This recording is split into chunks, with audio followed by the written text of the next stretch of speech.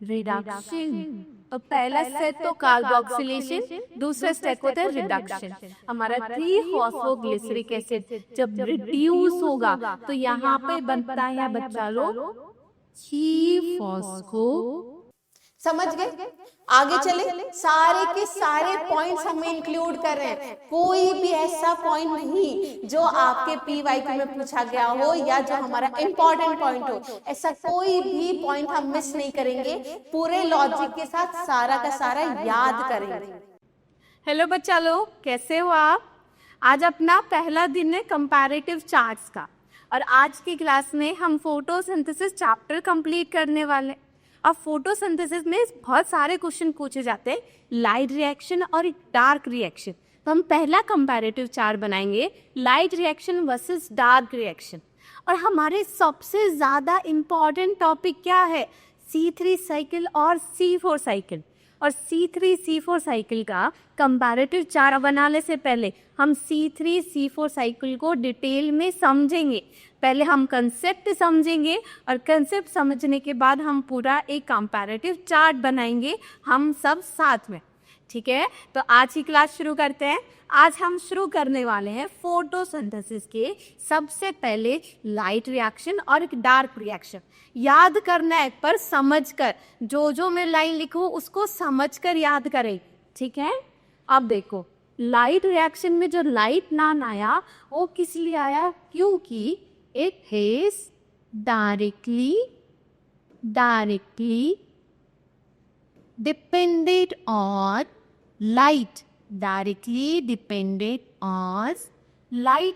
हमारी light reaction light पर directly dependent है, इसलिए लाइट रिएक्शन नाम दिया। अब डार्क रिएक्शन क्या होती है? Not directly light dependent. पहले ये माना जाता था कि हमारी डार्क रिएक्शन लाइट पर बिल्कुल डिपेंड नहीं करती, इसलिए डार्क रिएक्शन नाम है। लेकिन बाद में देखा गया कि हमारी डार्क रिएक्शन लाइट पर डिपेंड करती है पर इनडायरेक्ट, इसलिए जो डार्क नेम है वो क्या है? एक मिसनोमर है, एक गलत नाम दिया गया है। समझे? अब हम लाइट रिएक्शन की बात करते हैं। लाइट रिएक्शन में एक्चुअल प्रोसेस क्या है? एक्चुअल में होता क्या है? एब्जॉर्प्शन होती है लाइट की, एब्जॉर्प्शन ऑफ लाइट को एब्जॉर्ब किया जाता है। ठीक है, और वो एब्जॉर्प्शन होती कौन है? कौन एब्जॉर्ब करता है? By pigments. और हमारे पिगमेंट्स कौन से? Chlorophyll, carotenoids, xanthophylls. ये पिगमेंट्स हमारे लाइट को एब्जॉर्ब करते हैं, जो कि प्रेजेंट होते हैं किस तरीके से? फोटोसिस्टम। इसका मतलब है photosystem is involve. Photosystem involve है किसमें? Light reaction. अब समझ गए? अब बात करते हैं डार्क रिएक्शन की। अब डार्क रिएक्शन में मेन प्रोसेस है synthesis of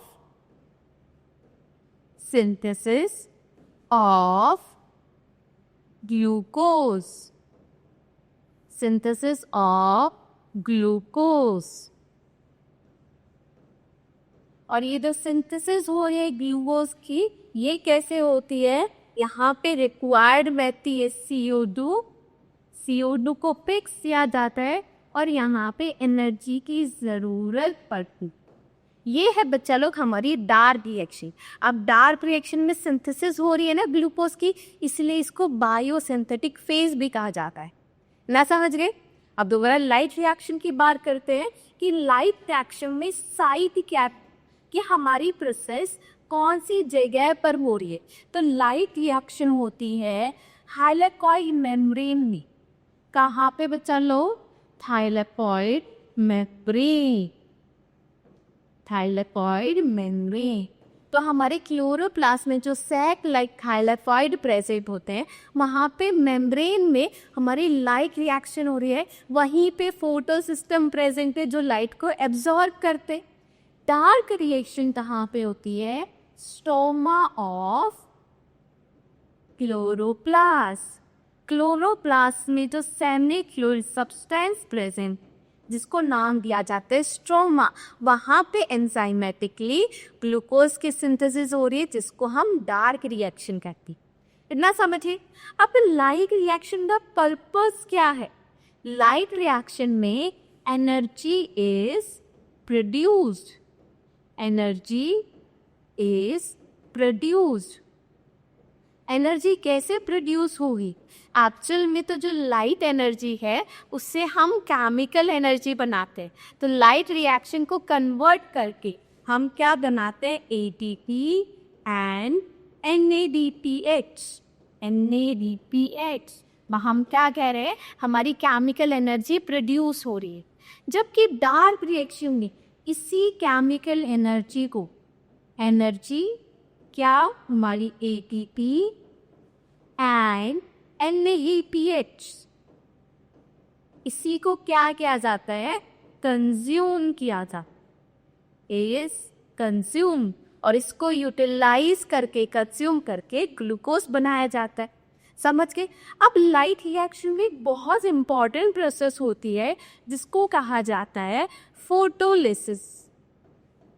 photolysis of water, मतलब वाटर को with the help of light break down किया जाता है। कैसे? हम कह रहे हैं कि हमारा H2O मॉलिक्यूल है 2H2O, इसको ब्रेक डाउन करके O2 plus H positive plus electron negative, हमारी ये रिएक्शन होती है। मतलब हमारी लाइट रिएक्शन में ऑक्सीजन का लिबरेशन होता है, ऑक्सीजन इवॉल्व होती है कहाँ पे? लाइट रिएक्शन में। तो इसको कहते हैं फोटोलिसिस ऑफ वाटर। समझ के? हमारा H2O का ब्रेक डाउन होगा, O2 रिलीज होगी, लाइट रिएक्शन। अब डार्क रिएक्शन की बात करते हो। डार्क रिएक्शन में ऑक्सीजन नहीं, किसका फिक्सेशन होना है? CO2 fixation. CO2 fixation. CO2 fixation का मतलब है कि हमारे CO2 को फिक्स करते क्या बनाया जाता है? C6H12O6। इतना समझिए। अब हम एक बात बताते हैं कि हमारे जो NCERT में लिखी, NCERT कहती है कि टेम्परेचर डिपेंडेंट प्रोसेस है, लाइट रिएक्शन भी और डार्क रिएक्शन भी। पर डार्क रिएक्शन हमारी more temperature dependent, more temperature dependent that light reaction. अब इस लाइट को समझना, हमारी डार्क रिएक्शन में एंजाइम्स की ज़रूरत पड़ती है, तो हमारे टेम्परेचर पे एंजाइम की एक्टिविटी कंट्रोल रहती है। इसीलिए जैसे हमारा टेम्परेचर घटेगा बढ़ेगा, उससे हमारी डार्क रिएक्शन ज़्यादा अफेक्ट होगी, क्योंकि ये हमारी क्या है? Enzyme dependent process. क्या है? Enzyme dependent process. तो यहाँ पे लाइट रिएक्शन, डार्क रिएक्शन में हमने पूरा का पूरा कंपैरेटिव चार्ट बना लिया। कोई दिक्कत नहीं? आगे चले। आगे बच्चा बहुत इंपॉर्टेंट हम शुरू करने वाले, जो हमारा मेजर पार्ट, हमारा मेजर पार्ट है C3 cycle versus C4 cycle. अब C3 C4 साइकिल का चार्ट बनाने से पहले हम इसको एक बार डिटेल में समझ लेंगे, क्योंकि बहुत डिटेल्ड प्रोसेस है और बहुत ज़रूरी है कंसेप्चुअली हमारे लिए। ठीक है, तो हम साइकिल समझेंगे। सबसे पहले हम बताते हैं कि हमारी जो साइकिल है वो किसने दी थी? Melvin Calvin. इसीलिए इसको कैल्विन साइकिल भी बोला जा, क्या बोला जाता है? Calvin cycle. ठीक है, मेल्विन कैल्विन ने C3 साइकिल दी थी। अब ये एक बार प्रोसेस समझ ले। अब C3 साइकिल की बात करें तो ये शुरू होती है हमारे RUBP। RUBP की फुल फॉर्म होती है राइबोलोज 1,5 बिस्फॉस्फेट।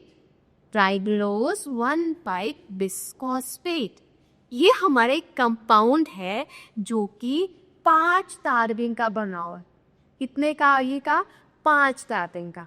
हमारे जो हमारा RUBP है वो CO2 को एक्सेप्ट करता है। क्या करता है, CO2 को एक्सेप्ट करता है। तो जहाँ भी क्वेश्चन आ जाए कि प्राइमरी एक्सेप्टर ऑफ CO2, तो आंसर क्या आ जाएगा, RUBP, जो कि 5 कार्बन का बना हुआ है। समझ गए। अब CO2 को एक्सेप्ट करती यहाँ पे बनता है, यहाँ पर बनता है CPGA, जिसकी फुल फॉर्म होती है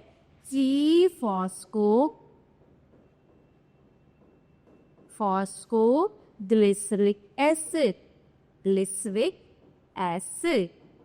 अब बच्चा लोग, ये हमारा पहला स्टेबल प्रोडक्ट है C3 साइकिल में, और पहला स्टेबल प्रोडक्ट है, और ये बना होता है 3 कार्बन का। 3 कार्बन का बना है, इसलिए हमारे साइकिल का नाम आया था C3 साइकिल। क्या नाम आया था, C3 साइकिल नाम आया था। अब आगे है हमारा जो RUBP है, जो 5 कार्बन का है, जब वो एक मॉलिक्यूल ऑफ CO2 को एक्सेप्ट करता है, तो 5 कार्बन प्लस 1 कार्बन, कितने कार्बन हो गए, 6 हो गए। इसका मतलब है इस स्टेप पे हमारे जो PGA बन रहा है, उसके 2 मॉलिक्यूल्स बनते हैं। कितने मॉलिक्यूल्स, 2 मॉलिक्यूल्स। इसको अलग पे ऐसे ही कहते हो, 2 मॉलिक्यूल्स। समझ गए। अब RUBP CO2 को एक्सेप्ट कर रहा है, इसी स्टेप को कार्बोक्सिलेशन कहते हैं। क्या कहते हैं, कार्बोक्सिलेशन, जो कि सबसे इंपॉर्टेंट स्टेप है हमारी C3 साइकिल का। कार्बोक्सिलेशन एंजाइम काम आएगा हमारा यूबिस्को। कौन सा एंजाइम काम आता है हमारा, यूबिस्को। RUBP carboxylase and oxygenase, Rubisco ribulose 1,5-bisphosphate carboxylase oxygenase। तो जहाँ पे क्वेश्चन आ जाए कि हमारे primary step of carboxylation C3 में कौन सा एंजाइम कराता है, रूबिस्को कराता है, बहुत इंपॉर्टेंट है। और यहाँ पे बच्चा लोग एनर्जी कंज्यूम हो रही थी ना, मैंने कहा था डार्क रिएक्शन में एनर्जी कंज्यूम होती है।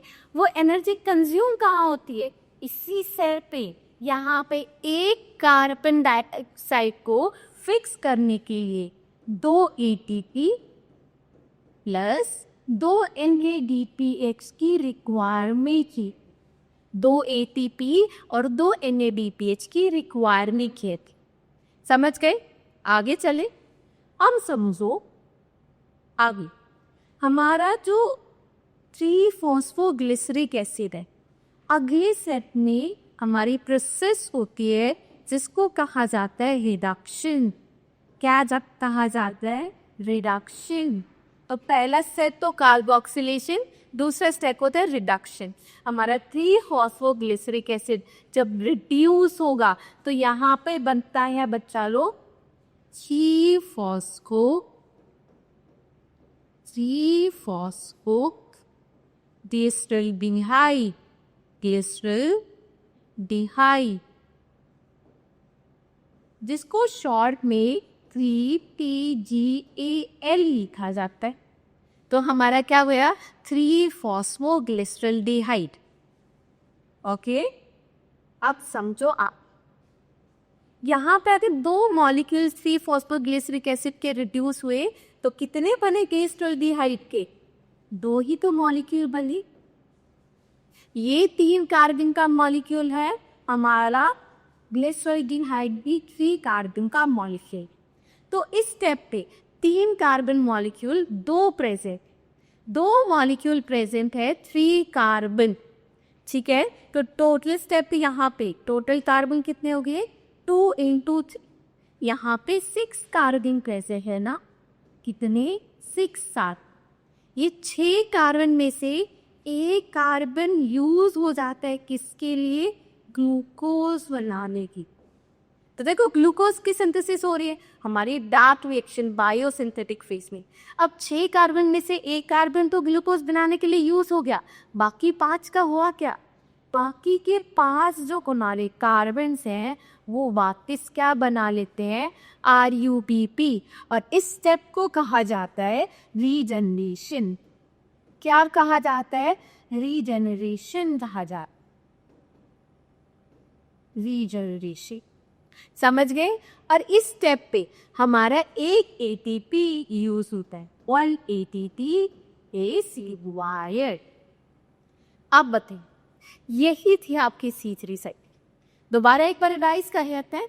C3 साइकिल यू समझो, सबसे पहले RuBp 5 कार्बन का एक कंपाउंड है जो कि CO2 को एक्सेप्ट करता है। अब वो CO2 को एक्सेप्ट करेगा तो यहाँ तो बनेगा 3-फॉस्फोग्लिसरिक एसिड। 3-फॉस्फोग्लिसरिक एसिड एक हमारा 3 कार्बन का पहला स्टेबल प्रोडक्ट है, इसलिए उसको C3 साइकिल कहा गया। इस प्रोडक्ट बनाने के हमारे कार्बोक्सिलेशन स्टेप पे 2 ATP चाहिए और 2 NADPH चाहिए। और ये एंजाइम कौन सा एंजाइम काम आता है? रुबिस्को। बहुत इंपॉर्टेंट पॉइंट, इतने से ही बहुत सारे क्वेश्चन पूछे जाते हैं। अब 3-फॉस्फोग्लिसरिक एसिड रिड्यूस होगा, जब ऑर्गेनिक एसिड रिड्यूस होता है तो ग्लिसरल्डिहाइड बनता है ना, एल्डिहाइड। तो 3-फॉस्फोग्लिसरिक एसिड रिड्यूस होके 3-फॉस्फोग्लिसरल्डिहाइड बनाएगा। यहाँ पे 3 कार्बन का मॉलिक्यूल, ये भी 3 कार्बन का मॉलिक्यूल, टोटल 2 मॉलिक्यूल हैं, ये भी 2 मॉलिक्यूल, तो 2 मॉलिक्यूल हैं 3 कार्बन के। तो टोटल कितने कार्बन प्रेजेंट है? 6।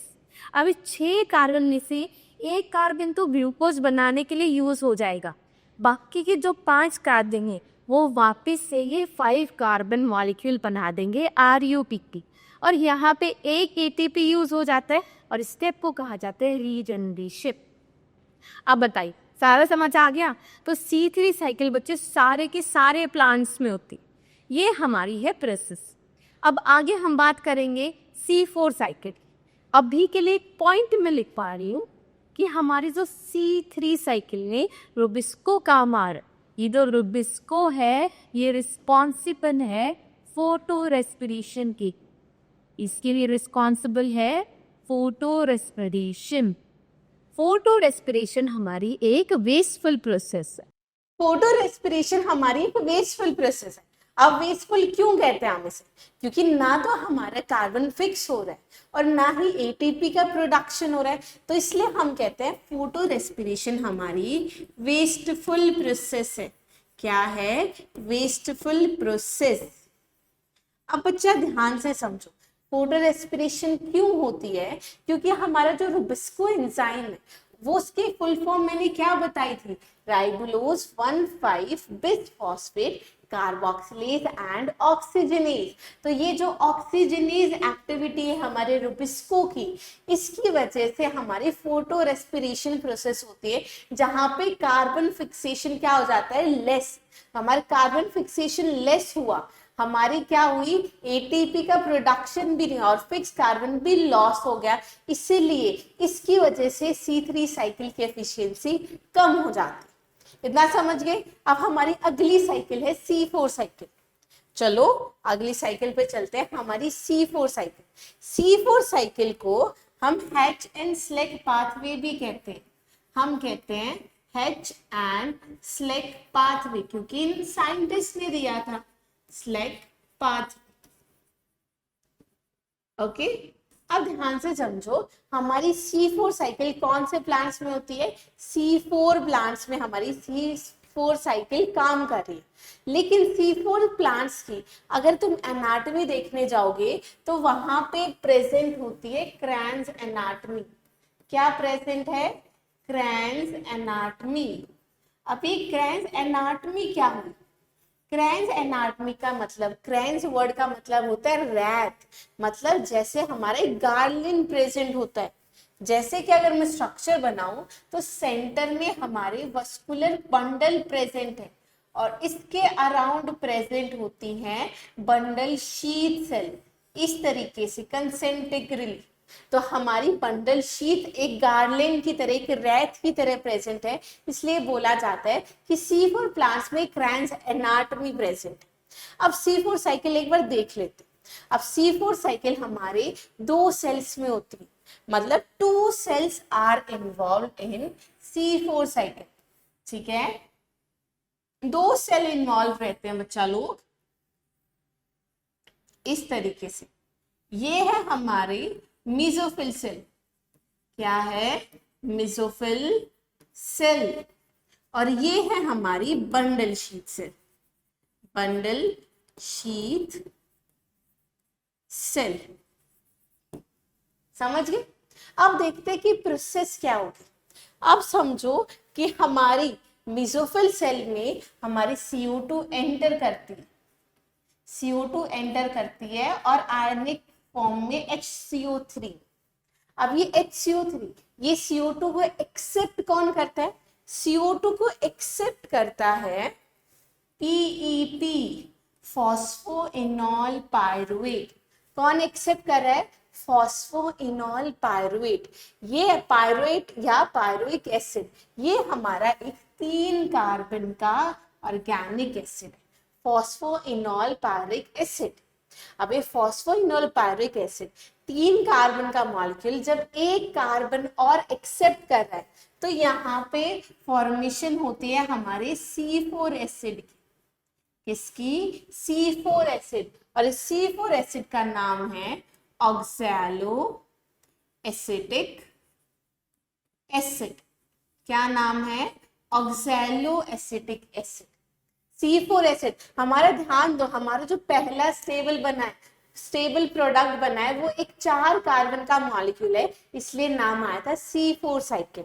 यहाँ पे इस स्टेप को हम क्या कहेंगे?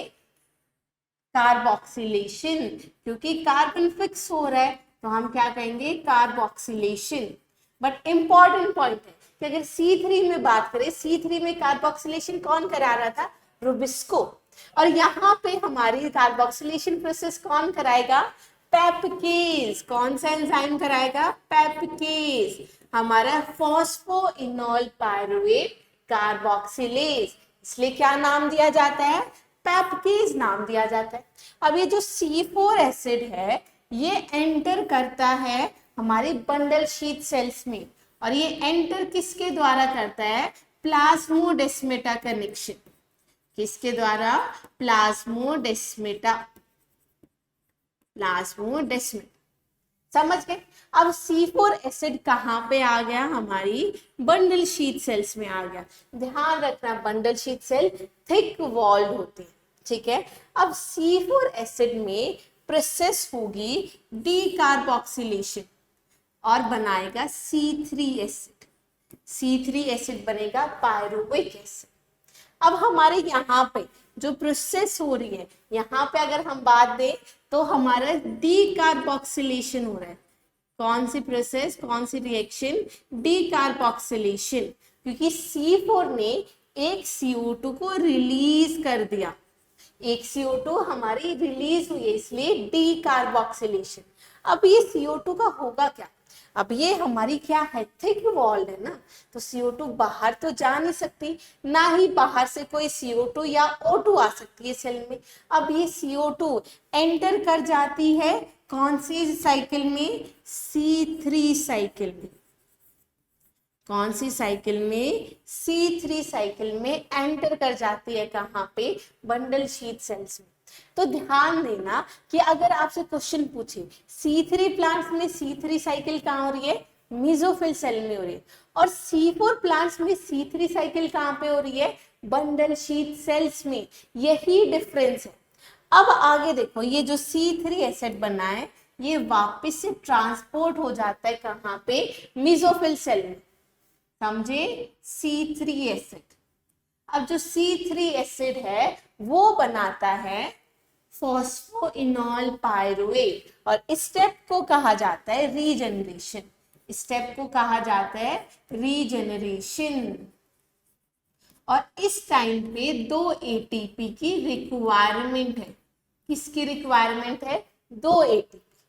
अब समझो हमारी इस पूरी प्रोसेस में ये जो हमारी C4 साइकिल चली, इसमें 2 ATP इस स्टेप पे यूज हो गए, एक कार्बन डाइऑक्साइड के लिए। और अभी हम पढ़ के आए हैं C3 में कि हमारे एक कार्बन डाइऑक्साइड के लिए 3 ATP की रिक्वायरमेंट थी, तो हमारे 3 ATP यहाँ पे यूज हो रहे हैं और यहाँ पे होते हैं 2 NADPH। मतलब C4 साइकिल में टोटल 5 ATP और 2 NADPH यूज हो रहे हैं, जबकि C3 साइकिल में 3 ATP और 2 NADPH यूज हो रहे थे। अब बताओ, इतना समझ आ गया? एक बार दोबारा रिवाइज कर लेते हैं। चलो, हम देखते हैं कि हमारा HCO3 को कौन एक्सेप्ट कर रहा है, एक 3 कार्बन का molecule PEP phosphoenol pyruvic acid. अब उस 3 कार्बन का मॉलिक्यूल एक और कार्बन को एक्सेप्ट करता है तो वो 4 कार्बन का मॉलिक्यूल बनाता है, that is oxalo acetic acid. Oxalo acetic acid हमारा एंटर कर जाता है हमारी बंडल शीट सेल में, पर जो ये ऑक्सैलो एसिटिक एसिड बना यहाँ पे कार्बोक्सिलेशन रिएक्शन है। कार्बोक्सिलेशन रिएक्शन यहाँ पे कौन सा कार्बोक्सिलेज काम आएगा, पैपेटेज फॉस्फोइनोल पायरुवेट कार्बोक्सिलेज। अब ये जो C4 एसिड है यहाँ पे डीकार्बोक्सिलेशन होगी, मतलब एक CO2 रिलीज हो जाएगी और बन जाएगा अपना C3S। एक CO2 जाएगी कहाँ, ये क्या है, थिक वॉल्ड है। क्या है बच्चा, बंडल शीट सेल्स हमारी थिक वॉल्ड होती हैं, तो कहाँ जाएंगे, हमारी यहीं पे, और वो एंटर कर जाते हैं C3 साइकिल में। अब C3 साइकिल में जब वो एंटर कर गए तो सेम C3 रिएक्शन होगी, वैसी ही होती है।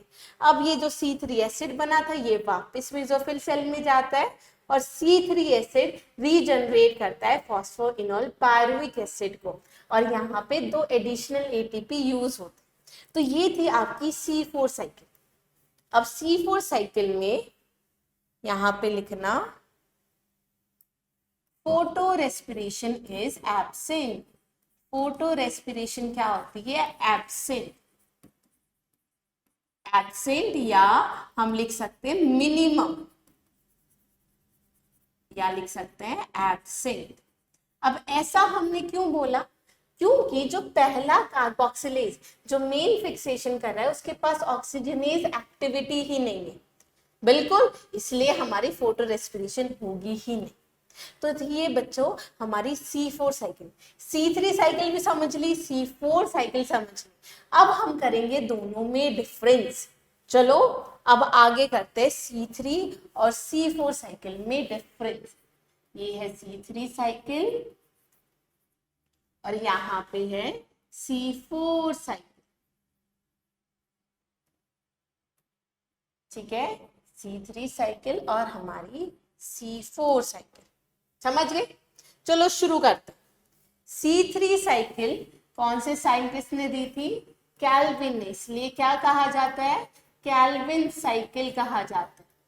और हमारी C4 साइकिल को बोला जाता है hatch and slack pathway, hatch and slack pathway. Clear हो गया। अब आगे चलते हैं।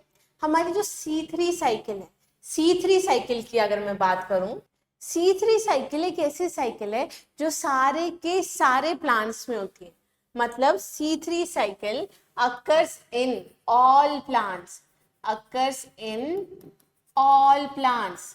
कौन कौन से प्लांट, जैसे कि अगर मैं कहूँ C3, C4 या कैम प्लांट्स, सभी में हमारी C3 कॉमन पाथवे, जबकि C4 साइकिल अकर इन C4 प्लांट, इन C4 प्लांट्स। C4 प्लांट्स में अगर आपसे पूछा जाए कौन कौन से आते हैं, C4 में आते हैं मेज, एमेरैंथस,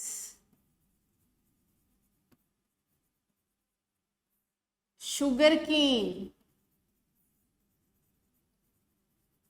और सोरगम, सोरगम। समझ गए। अगर C3 प्लांट्स आपसे पूछा जाए तो याद रखना जो NCERT में मेंशन है, टमाटो और bell pepper, tomato and bell pepper, ये हमारे C3 प्लांट्स होते हैं। क्लियर है। अब आगे बात करते हैं C3 पाथवे और C4 पाथवे में क्या डिफरेंस है। अगर मैं कहूँ C3 साइकिल, तो C3 साइकिल बच्चे यहाँ पे there is no Kranz anatomy, यहाँ पे क्रैंस एनाटमी नहीं देखी जाती। जबकि अगर मैं बात करूं C4 पाथवे में, C4 प्लांट्स में क्रैंस एनाटमी इज नोटिस्ड, क्रैंस एनाटमी देखी जाती है, मतलब हमारे जैसे वस्कुलर बंडल्स के बाहर बंडल शीथ सेल्स प्रेजेंट है, ऐसी क्रैंस एनाटमी C4 प्लांट्स में देखी जाती। हम बात करते हैं C3 साइकिल। C3 साइकिल में द मेन कार्बोक्सिलेशन रिएक्शन, जो हमारी डार्क रिएक्शन है, जो बायोसिंथेटिक फेज है, वो कौन से सेल्स में होता है? सिर्फ और सिर्फ मेसोफिल सेल्स में। कौन से सेल्स में होता है? मेसोफिल सेल्स में होता है। समझ गए? जबकि अगर मैं C4 प्लांट्स की बात करूं, C4 प्लांट्स में हमारी डार्क रिएक्शन, या मैं कहूं हमारा जो बायोसिंथेटिक फेज है, इट इन्वॉल्व्स 2 सेल्स, और वो 2 सेल्स कौन सी है? अभी आप पढ़ के आए हो, that is mesophyll cell and bundle sheath cell. दूसरी है बंडल शीथ सेल्स। समझ गए? अब अगर C3 साइकिल की बात करें, C3 साइकिल में जो पहला स्टेबल प्रोडक्ट बनता है, जो फर्स्ट स्टेबल प्रोडक्ट, बहुत बार क्वेश्चन आता है, ठीक है, फर्स्ट स्टेबल प्रोडक्ट, जो पहला स्टेबल प्रोडक्ट है, वो कितने कार्बन का होता है? 3 कार्बन का, और नाम क्या है? 3PGA, phosphoglyceric acid. Phosphoglyceric acid. अब आगे बात करते हैं, C4 प्लांट्स में जो पहला स्टेबल प्रोडक्ट है, फर्स्ट स्टेबल प्रोडक्ट, जो पहला स्टेबल प्रोडक्ट है, वो बना होता है 4 कार्बन का। 4 कार्बन का मॉलिक्यूल, इसलिए C4 नाम आया था, और है क्या? Oxaloacetic acid. Oxaloacetic acid. समझ गए? देखो, हम सारे के सारे पॉइंट्स इंक्लूड कर रहे हैं जो आपके PYQ में पूछे गए। यहां से बहुत बार क्वेश्चन आता है, तो यहाँ पे स्टार मार्क कर लो, ठीक है? ये इन पॉइंट से बहुत बार क्वेश्चन आए। अब आगे लिखो कि हमारा मेन कार्बोक्सिलेज एंजाइम क्या है, जो हमारा प्राइमरी कार्बोक्सिलेशन, एक मिनट, प्राइमरी कार्बोक्सिलेज एंजाइम, हमारा जो प्राइमरी कार्बोक्सिलेज एंजाइम है, उसका नाम क्या होता है बच्चा? रुबिस्को। क्या नाम है? रुबिस्को। और अगर मैं C4 पाथवे की बात करूं, C4 पाथवे में हमारा जो main carboxylation enzyme, primary carboxylation enzyme, carboxylation enzyme कौन सा होता है? जल्दी से बता दो। पेप्केज। कौन सा होता है? पेप्केज होता है। समझ गए? आगे चले, सारे के सारे पॉइंट्स हम इंक्लूड कर रहे हैं। कोई भी ऐसा पॉइंट नहीं जो आपके PYQ में पूछा गया हो या जो हमारा इंपॉर्टेंट पॉइंट हो, ऐसा कोई भी पॉइंट हम मिस नहीं करेंगे। पूरे लॉजिक के साथ सारा का सारा याद करेंगे, ठीक है? बनाते चलो। अब आगे देखते हैं C3 और C4। ये C3 साइकिल और ये C4 साइकिल, ठीक है? आगे चलते हैं। अब अगर C3 साइकिल की मैं बात करूं, C3 साइकिल में सबसे पहला वो कौन सा मॉलिक्यूल है जो कार्बन को एक्सेप्ट करता है? Primary carbon acceptor. हमारा प्राइमरी एक्सेप्टर क्या है? Primary CO2 acceptor. CO2 को कौन एक्सेप्ट कर रहा है? हमारा RUBP, राइबोलोज 1,5 बिसफॉस्फेट। ध्यान रखना, प्रोडक्ट पूछे तो हमारा PGA, 3-फॉस्फोग्लिसरिक एसिड, लेकिन CO2 को एक्सेप्ट किसने किया था? RUBP ने किया था, जो खुद एक 5 कार्बन का मॉलिक्यूल है। अगर C4 साइकिल की बात करूं, C4 साइकिल में primary CO2 acceptor, CO2 acceptor क्या है बच्चा लोग? हमारा PEP, phosphoenol pyruvate, phosphoenol pyruvic acid कह सकते हैं। और ये क्या होता है? 3 कार्बन का मॉलिक्यूल। समझ गए? अब अगर C3 एसिड की बात करूं, C3 एसिड में हमारे कितने ATP और NADPH की रिक्वायरमेंट है पर CO2 फिक्सेशन? बताओ। पर CO2 फिक्सेशन मतलब एक CO2 फिक्सेशन के लिए फिक्सेशन कितने? 3 ATP की रिक्वायरमेंट है और 2 NADPH। समझे? याद आया? 2 ATP और 2 NADPH की जरूरत थी कार्बोक्सिलेशन स्टेप पे और एक एडिशनल ATP की जरूरत थी रीजनरेशन स्टेप पे। तो एक CO2 के लिए 3 ATP और 2 NADPH। अगर मैं आपसे पूछूं C4 साइकिल में, C4 साइकिल में फॉर 1 CO2 फिक्सेशन कितने ATP की जरूरत है? 5 ATP की जरूरत है और 2 NADPH। किसकी जरूरत है? 2 NADPH। समझ गए? अब यहाँ पे अगर हम बात करेंगे C3 साइकिल में और C4 साइकिल में, क्वेश्चन बहुत बार आता है कि अगर मुझे एक ग्लूकोज मॉलिक्यूल बनाना है, ठीक है, एक ग्लूकोज मॉलिक्यूल के लिए हमें कितने ATP और कितने NADPH की जरूरत है? जल्दी से बताओ। एक ग्लूकोज में कितने कार्बन होते हैं? 6 कार्बन होते हैं ना। जब एक कार्बन के लिए 3 ATP की जरूरत थी तो 6 कार्बन के लिए कितने ATP की जरूरत होगी? 18 ATP। और कितने NADPH की? 12 NADPH की जरूरत होगी। अगर यहाँ पे सुक्रोज हो जाता तो सुक्रोज में तो 12 कार्बन चाहिए, तो हम किससे मल्टीप्लाई कर देते? 12 से मल्टीप्लाई कर देते। अब अगर C4 में सेम क्वेश्चन पूछा जाए कि ग्लूकोज बनाने के लिए कितने ATP की जरूरत है? ग्लूकोज में 6 कार्बन है ना, तो हम क्या करेंगे? 6 × 5 कितने ATP की? 30 ATP। और 6 × 2 कितने NADPH? 12 NADPH। समझ गए? अब हमारा जो प्राइमरी कार्बोक्सिलेशन एंजाइम C3 में रुबिस्को है, उसकी वजह से क्या होती है?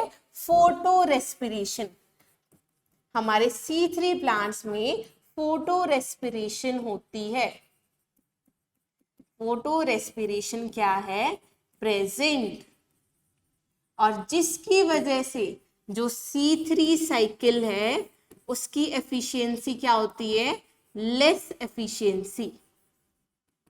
ठीक है, फॉर CO2 फिक्सेशन। जबकि C4 साइकिल में फोटो रेस्पिरेशन हमारी एब्सेंट है। क्या है? एब्सेंट। रेस्पिरेशन हमारी एब्सेंट है। और इसी कारण की वजह से जो CO2 फिक्सेशन एबिलिटी है, CO2 फिक्सेशन एफिशिएंसी है, वो क्या होती है? हायर। क्या होती है? हायर होती है। ठीक है, तो हम ये भी लिख सकते हैं कि हमारी C3 cycle is inhibited by oxygen. अगर ऑक्सीजन की कंसंट्रेशन ज्यादा हो जाएगी तो रुबिस्को ऑक्सीजनेस एक्टिविटी दिखाएगा, इसकी वजह से C3 साइकिल इनहिबिट हो जाती है। जबकि there is no inhibition of C4 cycle by oxygen. Oxygen का कोई फर्क या कोई अफेक्ट नहीं पड़ता हमारी C4 पाथवे पर। समझ गए? सारे के सारे बच्चे बहुत इंपॉर्टेंट पॉइंट्स हैं और आप PYQ खोल के देखो, बहुत बार इनसे क्वेश्चन पूछा गया। अब आते हैं हम टेम्परेचर पर। अगर मैं C3 साइकिल की बात करूं तो हमारे जो C3 प्लांट्स हैं वहां पे जो ऑप्टिमम टेम्परेचर है दैट इज ऑप्टिमम टेम्परेचर है वो होता है 20 to 25 डिग्री सेल्सियस। ऐसा क्यों होता है? क्योंकि जब टेम्परेचर ज़्यादा बढ़ाते जाएंगे तो CO2 अवेलेबिलिटी कम हो जाती है, जिसकी वजह से C3 की एफिशिएंसी और कम हो जाएगी। जबकि C4 प्लांट्स में तो CO2 और O2 की कंसंट्रेशन पे डिपेंड नहीं करता, इसीलिए हमारे जो C4 प्लांट्स हैं वहां पर जो ऑप्टिमम टेम्परेचर है that is up to 35 degree Celsius. क्या होता है? 35 डिग्री सेल्सियस। तो बच्चों यहाँ पे हमने C3 और C4 साइकिल को डिटेल में समझ भी लिया और डिटेल में इसका कंपैरेटिव चार्ट भी बना लिया। ठीक है, तो मुझे जल्दी से कमेंट सेक्शन में बताओ आज की वीडियो कैसी लगी और क्या आपको C3 और C4 साइकिल समझ आई है और क्या आपको कंपैरेटिव चार्ट से याद हुआ है। एक बार बच्चा लोग आप खुद से ये पूरा कंपैरेटिव चार्ट हाथों से बनाओ ताकि दोनों में डिफरेंस क्लियर हो और एक भी मार्क्स आप अपने नीट एग्जाम में ना कटवाएं। आज के लिए इतना ही। Thank you so much.